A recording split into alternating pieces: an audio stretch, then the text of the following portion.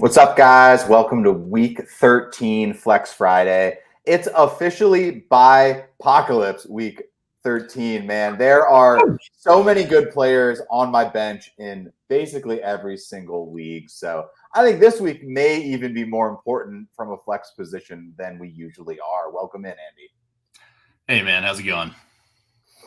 But it's just, I literally think I benched like 8 of 9 players in one league. Yeah, there are teams like that. Like I'm playing my brother in a dynasty league and it's super flex and he's playing Zach Wilson at quarterback. That's how bad it is out there for his buys and his injuries. So hopefully you're not in that kind of predicament where you're playing a guy who's not even starting, Or hopefully you are and you're trying to win and you're playing against that guy. And then you are good to go. So stay tuned after the intro, guys, and Andy and I are going to hook you up with some great picks for Week 13.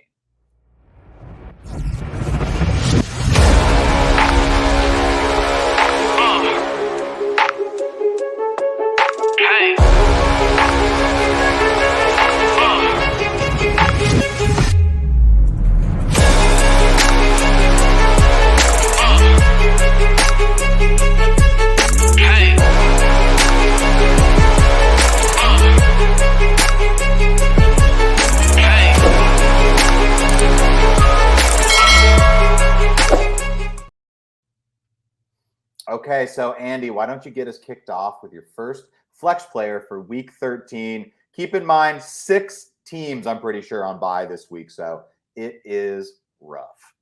It is rough out there. So we're not starting super deep. We'll get a little deeper later, but starting out, I'm going with Deontay Johnson. And he has been real bad the last 3 games, averaging around 2 or 3 points a game. But I'm not scared this week. I'm sick right now, but I'm not scared. He's had 8 targets in each of the last 2 games. And, the big news, Matt Canada gets fired. The offense puts up 400 yards for the first time in a long time.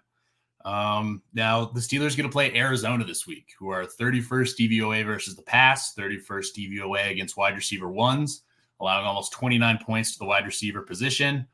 And he's only caught 35% of his targets over the last 3 games. And that is not his MO. Usually he's a high volume, high reception kind of guy. Obviously he's had his struggles getting into the end zone, but I don't think he's going to only catch 35% of his targets against Arizona.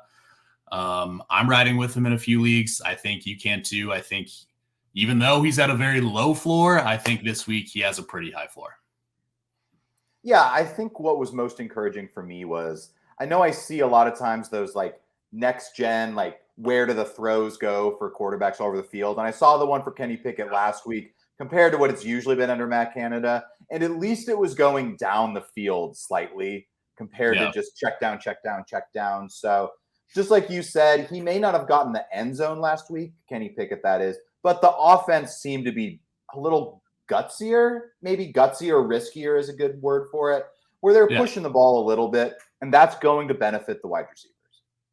Absolutely. 100%. So my first one, just like you said, I'm going to do 2 that I think are within the realm of what we're usually going, and then I got one that's just an absolute dart throw because I'm in the position in a league, which means someone else is in that same exact position. So for my first flex player for this week, I'm going to go Rashee Rice against the Packers, against Green Bay. Coming out of the bye, Rice has 12 catches for 150 yards in 2 games, a touchdown. And I think just for me, what it is he seems to be slightly more involved than he was before the bye, just as a part of the offense, right? There's so much room for someone to take control of that KC wide receiver corps. Now, I don't think Rice has fully taken over, but I would say he at least has stepped up to be the guy in that wide receiver core.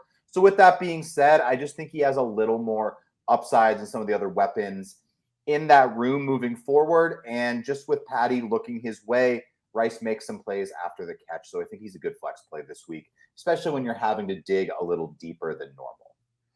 Now, as a huge Packer fan, I really hope he's not. The Packers have been decent against wide receivers, but I think the big thing is this is Patrick Mahomes. This is the Kansas City Chiefs. And, MVS hasn't been the guy. Kadarius Toney hasn't been the guy. They've had their problems, and Rice has been stepping up. So as much as I hate it, I hope he doesn't do good. I think he is a good play this week. Yeah, 100%. So let's move on to Andy's second player for week 13. So coming up, hey buddy, we're going with Devin Singletary. Broncos have been still allowing the most fantasy points to the running back this season, 31st DVOA versus the rush. Their defense has looked a lot better in the past few weeks, but mainly against the pass. Against the run, they've still been getting gouged pretty good. Singletary had 82% of the RB snaps with Pierce back last week. Their carries were fairly close, but I mean, Singletary just looks like he's been the better guy. It's a 47-point over-under. He also had 7 targets last week. Now, granted, they were trying to come from behind a little bit more, and that was kind of a shootout, so I don't expect that, but that's still nice to see. So I feel like there's a good chance he could get around 15 touches total, which is great if you're going for a flex guy. Yeah, I mean, I don't really see a way you go away from a starting running back on a top 10 offense when 6 teams are on a bye. You really have no other choices. And just like everything you said with Singletary, like we talked about, I think it was 2 weeks ago, I had him on my list as well. Just exact same thing, right? Like they're a good offense and he's involved. And now with Pierce back, he's still the 1A, and the catches are really the key there. Yeah. 7 catches. I'm not going to say he's getting 7 catches every week, just like you aren't either. No. But the fact that it's within the realm of possibility is a positive. And he just has a chance to score because that offense has been putting up a ton of points, especially against maybe the worst rushing defense or one of. I mean, Carolina would have something to say about that. That's true. They're pretty bad too. But Denver's a great matchup for running backs. So I'm 100%. My next is going to be another wide receiver. I noticed a trend this week. I did not actually pick a running back. Maybe that's a cop-out. But to be honest, I looked at the list and I got to like this area where I was like, well, these guys are going to be started. And then I started looking at the flex-worthy guys, and it's just like, dude, I am not playing Miles Sanders. I do not care Don't what make me anyone do it. says. I won't. So I'm going another wide receiver, and that's going to be Jahan Dotson against Miami. I mean, Dotson, super hypey guy this summer in Dynasty as well as redraft. But for Washington this year, it's just been a tough year to kind of pick who's the weapon to target, right? Logan Thomas has had some games. McLaurin, Curtis Samuel. Dotson has had a couple himself. But with a lot of elite options on bye this week, Steph Diggs, for example, I just think getting away from targeting a game script like playing Miami is something that is going to be hard. And if you're aiming for someone who has more of a ceiling in your flex play, I think the Washington weapons kind of fit that mold. And I'm going with Jahan Dotson as my guy for this week. Obviously, it's tough to pick which Washington receiver has been having the blow-up game, but they're going to throw like they've been doing all year. And against Miami, who's going to score, I think Dotson has a chance to just put up a big game if you're looking for ceiling from your flex. No, I definitely agree. Like you said, it's been somebody every week has been having a good one. Dolphins slightly worse against wide receiver 2s than they are wide receiver 1s and wide receiver 3s. So it kind of fits the role that he's playing in. They're allowing 30 points per game to wide receivers, and they're probably going to be playing from behind. So, yeah. And just Washington's been throwing so much. It is absolutely crazy. I would love to see one of these weapons, one of these rookie weapons, especially for next year, go to them. So let's move on to our last flex player of the week. Andy, who you got? Well, we start going deep. This is the part where these guys are probably all on your waiver wire that I have up next. This guy, Jalen Guyton, is available in 85% of leagues. He only had 1 catch last week, but he had 5 targets. There's a chance Keenan Allen doesn't play, and even if he does, he might be limited. Quentin Johnson has not looked good, so I don't think the team wants to put him in as the wide receiver 1. I think they want a veteran guy. Not saying Guyton's super good either, but I think he's going to be the guy for the role. He played 80% of snaps last week, and they were playing the Ravens, though, which is the best pass D in the league. This week they play the Patriots, who are the 25th best pass D in the league. So he should have a lot more opportunities to get open. They're giving up 30 points per game to wide receivers. And, this is deep, desperate play, but the bipocalypse, desperate times, desperate measures. Good luck if you start him. It's real, man. It is so real, whether you're in a 16-team dynasty league where you just got to start 3 flexes, or I even had someone reach out to me. He's like, dude, why'd you pick up Zach Ertz? Did I miss something? I was just like, there's no one else to pick up, man. There's no one else to pick up. It happens sometimes when you got to start reaching deeper. And just like you said about Guyton, I think that's a solid play. He had a big game, what was it, 2 or 3 weeks ago? So it's within something that he is capable. If Allen's banged up, misses some snaps. And what's the old thing we always say about the Patriots? They take away your best weapon. They're not taking away Guyton. He's not the best. He is not the best weapon. So that is not a worry for me. Yeah. It's a ceiling play, and that's what I like. So I'm going to do the exact opposite for you with my who the fuck knows who the guy I'm about to throw in my lineup is for this week. And that's going to be Lynn Bowden Jr. against Detroit, man. This guy was once a dynasty late round darling 3-4 years ago. I remember people were drafting him in the second round. They were like, is he a running back? Is he a wide receiver? Basically, he was nothing. He just got cut and cut and cut. But I think for me, this is just, I could see him getting 5, 6, 7 touches maybe this week in the game against Detroit. Chris Olave battling a concussion, may play, may not play. Rashid Shaheed ruled out. We miss you, buddy. Rashid Shaheed ruled out. Michael Thomas on IR. No surprise there. Yeah. And last week, Bowden did get some snaps. He had 2 runs for 40 yards, 2 targets. He didn't even have a catch. But I think when it comes down to it, he's going to get some touches. If all of those weapons are out, someone will get the ball. And I just think they're probably going to throw him a couple screens, hand him the ball a couple times. He might get a couple targets. Detroit isn't the most dominant pass defense, so I think he'll have some room to work. And it's a dart throw, man, and I'm going Lynn Bowden. Yeah, I mean, like you said, they have to get the ball to somebody. Somebody has to get the ball in this offense. And he played 64% of snaps last week. Like you said, just 2 rushes, but the Lions are allowing 31 points per game to the wide receivers. And I mean, he might be the 2, he might even be the 1 if Olave and Rashid Shaheed are out. So yeah, I think in this desperate situation, you got to do what you got to do. Yeah, just to throw another name, Lynn Bowden, I guess A.T. Perry as well, the other wide receiver on the Saints. If you're looking for another one, I think that's a name for people to keep in mind. If you're like, dude, someone got Lynn Bowden. I need someone else. No! A.T. Perry, man, throw him in the lineup. So let's move on to the streamer section of the show. Andy, kick us off with your quarterback streamer for week 13. Okay, well, it's doubling down on the Steelers here. This Arizona defense likes giving up points, so I'm going Kenny Pickett. He's only thrown 6 touchdowns this season, but he threw for his high in yards last week. He threw for almost 280 yards. Cardinals, like I said earlier, 31st best against the pass, aka second worst. It seems like it could be a one-sided game, which is something I'm a little worried about if they get up early and just try and run the ball, because that Steelers defense is so good with Fitzpatrick coming back. But also they had success moving the ball downfield last week, so I don't expect them to go back to the old Matt Canada style. I think that they're going to roll with what's been working. So hopefully they get a little bit more downfield passing. There's other guys that I like more. The guy who you're going to talk about, I like him more than I like Kenny Pickett. But, I mean, he's available in 75% of leagues. So if you're like, oh, crap, I need a guy, he's a guy. He is a guy. That is a good explanation for Kenny Pickett. Question for you as someone who totally doesn't have to make this choice. Gardner Minshew or Kenny Pickett? Ooh. Let's see. I was struggling on this one. The Colts play the Titans. Oh, man. I currently have Minshew.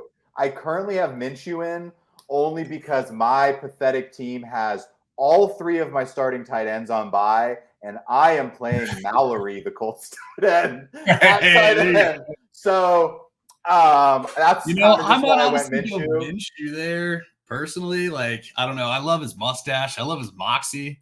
I love the fact he tried to break his hand with a hammer. But I think that game's going to be a little bit closer, but I don't know. I feel like the Titans defense, even though they give up to the pass, I think they're a little bit better.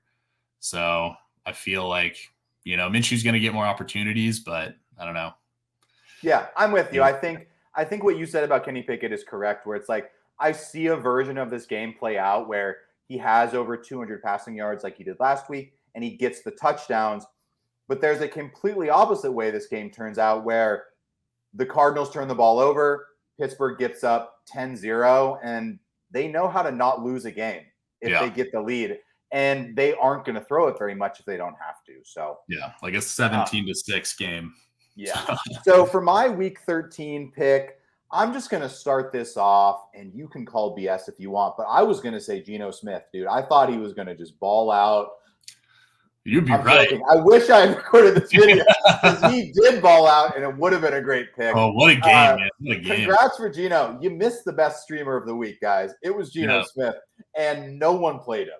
There's no way you had the balls to play Geno Smith against Dallas in a single QB league. So we need to flex Tuesday, I guess. We need it Tuesday. But just like you said, I'm going with one that's right on the edge. I think this guy's probably around, QB 10 through 14. But I'm going to go Russell Wilson against Houston. Houston 22nd against fantasy QBs this season. Russell's just been basically a solid QB2, right? He's been between QB 18 and QB 11 his last 5 starts. Not above, not below. So if that's what you're looking for, I think you put Russell Wilson in your lineup. He's safe. Houston's a good matchup. Is going to score points. And I just think, I think Russell's looked good enough. He's ran a little bit. I think he gets you a little of everything, and he probably gets you 15.87. Write it down. Yeah. No, I think that's fine. I mean, finally, Russ is starting to cook again. And he's not cooking those Michelin star meals like he was back in Seattle, but he's not giving you food poisoning like he was last year. No. Now it's just like, all right, this is fine. This is like a little, nice little Chipotle, nice little whatever. Like it's all right. So he's moved on from the shitty Hot Pocket to like the $4 Hot Pocket. He's like, at least gourmet Hot Pocket. He's like, I'm at least putting the Hot Pocket in the oven. I'm not microwaving that anymore. Does make a difference. Yeah, I mean, I don't feel amazing about it, but this week is like, if you don't have a guy and you're picking someone up, I say you let your other players win you this week. And with some of these streamers, you just get the points out of some of these guys. So who are you going to play at tight end week 13? Well, this is right along with Lynn Bowden. Going Juwan Johnson, tight end for the Saints. Like we said, somebody has to get those targets. He's available in 80% of leagues. He had 7 targets last week, 4 receptions. Lions are allowing about 10 points to the tight end position, but DVOA wise, they're pretty good. So there's other guys I would play over him. There's still lots of other tight ends, but there's so many good guys on bye. If you have Hawkinson, Kmet, Kincaid, all these guys are on bye. I mean, I think Juwan Johnson's going to get some targets this week, and there's a chance that he could fall into the end zone. And that's what you got to hope for when you're streaming a tight end. Yeah, I mean, especially like you said, that offense may have absolutely no one with much experience. So look for Johnson, Bowden. I don't even know who they're going to be throwing. I would not be surprised if a wide receiver sees the field that people, even like us who know about 500 NFL players, go, I don't even know who that is. I've never seen that guy in my life. It's definitely possible. So for my streamer, I'm going to do one. It's kind of right on the edge.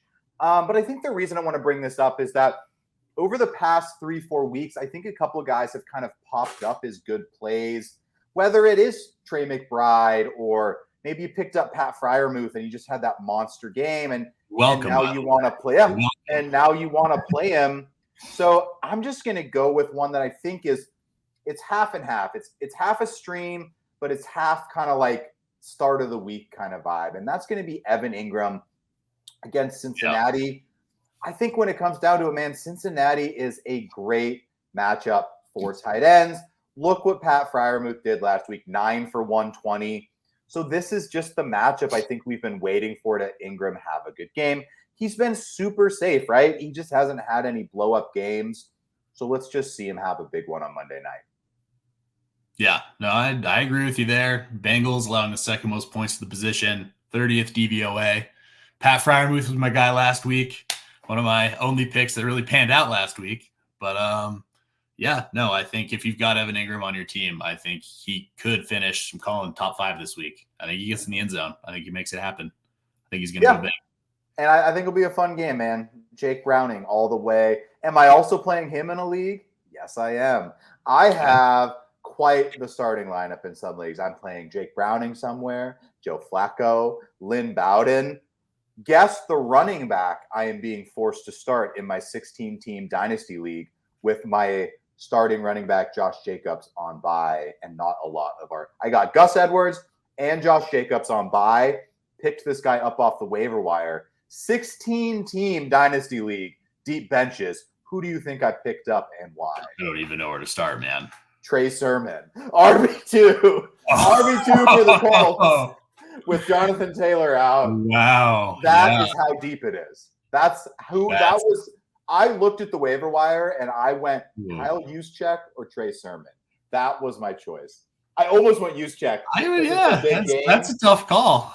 I figure it was a big game for the Niners. Maybe they have a play designed for him. So he's big game juice. To finish the show off, let's go with our game of the week. Andy, who you got for week 13? Game of the week. And spoiler, we're not choosing Eagles-Niners, which is the game of the week that I will be watching. And probably could have a lot of scoring. I almost was going to do Brock Purdy, but I was like, dude, you're playing Brock Purdy. He's going to put up some points this week. Oh, yeah, for sure. Yeah, I mean, for me, we're going right back to the Jags and Bengals. And I really wanted to make a Packers-Chiefs, but when I pick the Packers, they always do terrible. So we're going Jags-Bengals. I mean, Jags are allowing the third most fantasy points to quarterbacks. So, you said you got to start Browning. And I think other people are in that same position. You're definitely starting Jamar Chase, Joe Mixon, even though the Jags are good against the run. And then on the Jaguars side, Evan Ingram's a smash play. I think you can start the receivers against him. Trevor Lawrence has been lighting it up more recently. So, yeah, I think it's got a fairly low over-under. I like the over, but I mean, yeah, it's Monday night too, which is, it's always fun to have to come down to that Monday night miracle. We needed Evan Ingram to get in the end zone, and he finally comes through for you. Yeah, I think it would be tough. I think over-wise, I think you're right. I think I would tend to think this game probably hits the over. I don't know how great I would feel about playing the Cincinnati weapons, but I do think in general their offense probably will produce. I just think it's going to be hard to call. Like, is it Boyd? I think T. Higgins is playing. Like, yeah, I think those are like darts. You play Jamar Chase, but yeah, as far as like you said with Boyd and in desperate times maybe, but So for mine this week, I'm taking the opposite approach. I am picking a game with my favorite team, and that's going to be Titans Colts, 42.5 over under. We've talked about the Colts a lot as a good team to kind of target. They usually put up decent scores. No Jonathan Taylor, so let's bring him back to the Zach Moss days. And Will Mallory, Gardner Minshew to Will Mallory, put it in the book, man. If that blows off this week, I'm telling you right now, new favorite player. Who would have thought week 13? I am stacking Gardner Minshew and Will Mallory, as well as Jake Browning and Tanner Hudson in another league. Wow. It is on for Monday night and for this Titans-Colts game. I just think, the Colts kind of have a good defense. They kind of don't. It's really tough to tell really what they are as a team. They're all over the place, man. So let's see if Levis can have himself a game. I really hope Treylon Burks comes back this week because I think Treylon Burks could be a good player for someone like Will Levis. We just really haven't got to see it yet. Yeah. No, yeah, I'm with you there. And this could become the unofficial Rashid Shaheed and Will Mallory podcast if he puts up a big game. Lynn Bowden. Lynn Bowden, yeah. Jalen Guyton. Yeah. The Deep Sleeper podcast. I love it. But thank you guys for tuning in to week 13. Definitely leave some comments on the YouTube if you have any other questions. Andy and I always check that and are happy to answer any questions you got. So win your game. Shoot for the moon this week with your flexes, or play it safe with Lynn Bowden because he's guaranteed to get you probably like 3 to 4. So I like the choice, but take it easy, guys.